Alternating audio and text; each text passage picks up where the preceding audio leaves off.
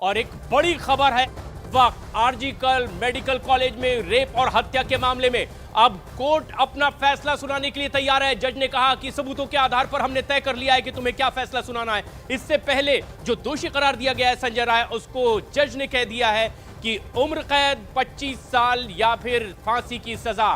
तुम कुछ कहना चाहते हो तो अपनी बात रखो। हालांकि जो दोषी करार दिया गया है इस पूरे मामले में संजय राय, ये अब भी खुद को निर्दोष करार दे रहा है। कह रहा है कि मुझे फंसाया गया है, बस कुछ ही देर में होगा सजा का ऐलान। क्योंकि एक ऐसा केस जिस पर देश और दुनिया में चर्चा हुई और 9 अगस्त को जिस तरीके से इस वारदात को अंजाम दिया गया था, एक ट्रेनी डॉक्टर की रेप के बाद हत्या कर दी गई थी।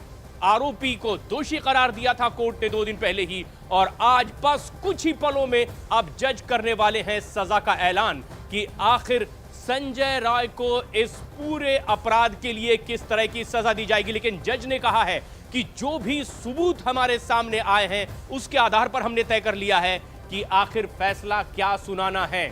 और यह बात जज की ओर से कही जा रही है कि तमाम सबूतों पर बहुत गहराई से गौर किया गया है और उसके आधार पर हमने ये फैसला तय कर लिया है जो बस हम सुनाने वाले ही हैं।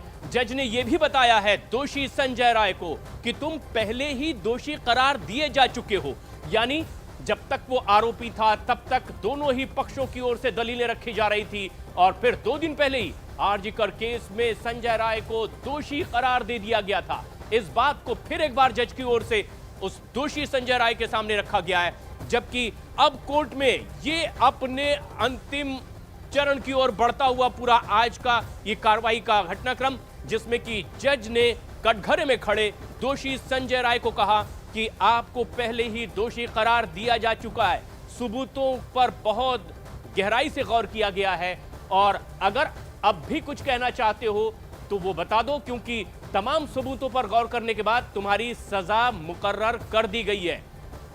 बहुत अहम केस, कोलकाता के आरजीकर केस में बस फैसला आने ही वाला है।